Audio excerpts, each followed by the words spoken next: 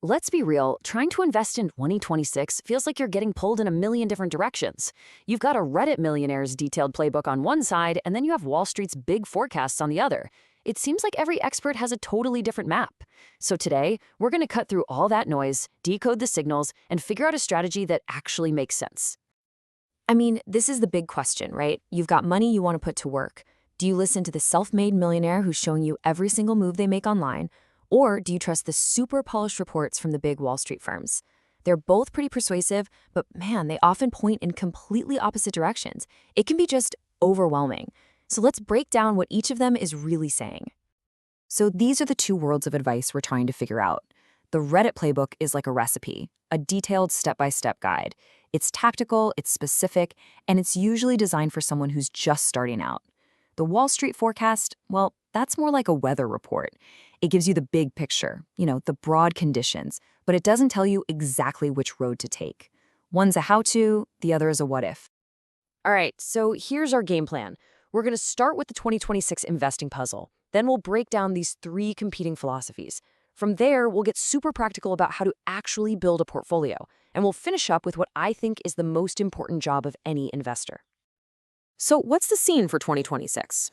Well, we're looking at a year of some pretty big changes. For one, interest rates are finally expected to start coming down, and that always shakes up where the money flows.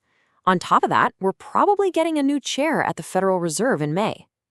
So, yeah, it's a dynamic environment, and all this advice is trying to make sense of it. Okay, let's kick things off with philosophy number one, the tactical playbook. This actually comes from a Reddit post where a user shares this step-by-step advice they got from a friend who became a millionaire through investing. This is pure, actionable strategy, built for this exact economic moment. The plan they lay out has 4 really logical steps. First, you start with safety. Build a cash reserve, what they call a sleep-at-night fund. That way, you're never forced to sell your investments at a bad time. Next, you get efficient. You max out your tax-advantaged accounts like an IRA or a 401k.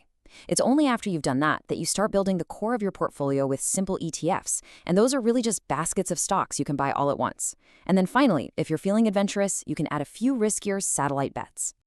Now, what's really cool is how they suggest building that cash reserve. They use something called a T-bill ladder. It sounds super technical, right? But the idea is actually simple. You just buy short-term government debt that matures on different dates, say in 4 weeks, 8 weeks, and 13 weeks. This creates this constant flow of cash that's becoming available, kind of like staggered paydays, all while the rest of your money is still earning interest. Pretty clever. But here's where it gets really insightful. Another user, Quiet Requirement 9067, chimed in with this piece of gold. They basically said that while the playbook is great, macro narratives age fast. In other words, basing your entire strategy on predictions about interest rates or who's in office, well, that's a risky game. Long-term success usually comes from the quality of what you own, not from having a perfect forecast. And you know what? That is the perfect transition. And that comment brings us perfectly to philosophy number 2, the Wall Street forecast. So now we're shifting gears from that individual playbook to the big picture institutional view.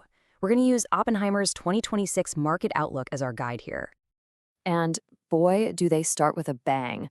Oppenheimer's price target for the S&P 500 at the end of 2026 is 8,100. It's a bold, super specific prediction that definitely gets your attention. It's exactly the kind of forecast that the Reddit commenter was warning us about. But hey, it's built on a whole lot of analysis about where the economy might be heading. So what's the logic behind such a big number?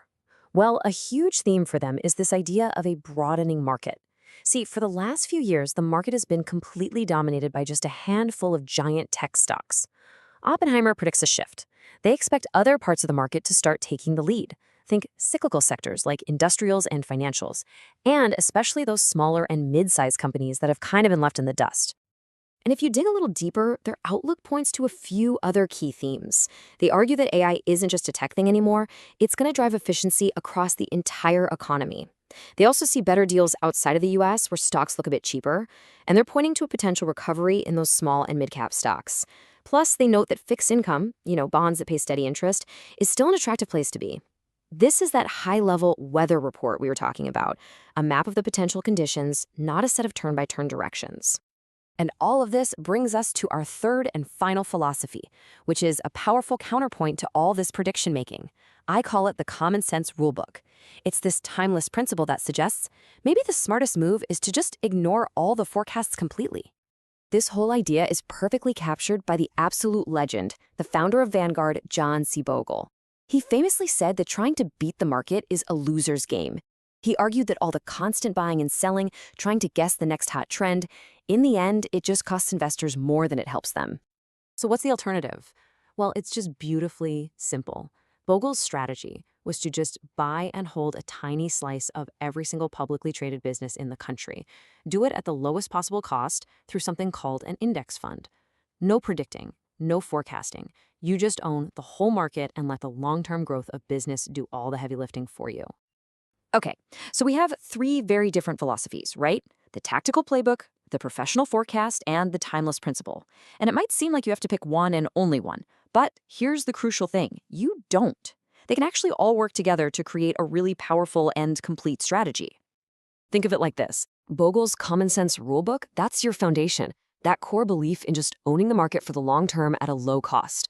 Then the Wall Street forecast provides some really valuable context. It's the weather report that helps you understand the environment you're in. And finally, the Reddit playbook can be seen as one possible application, a practical, step-by-step way to put those principles into action right now. So how do you actually apply this stuff? Well, this simple table from Thrive Digest is a fantastic starting point. It shows you how to line up your portfolio with how much risk you're comfortable with. Are you conservative, balanced, or are you all about growth? The mix you choose between stocks and bonds is basically what decides how bumpy that ride is going to feel. And you don't need a ton of money to get started. Even with just $1,000, you can build a really well-diversified portfolio from day one.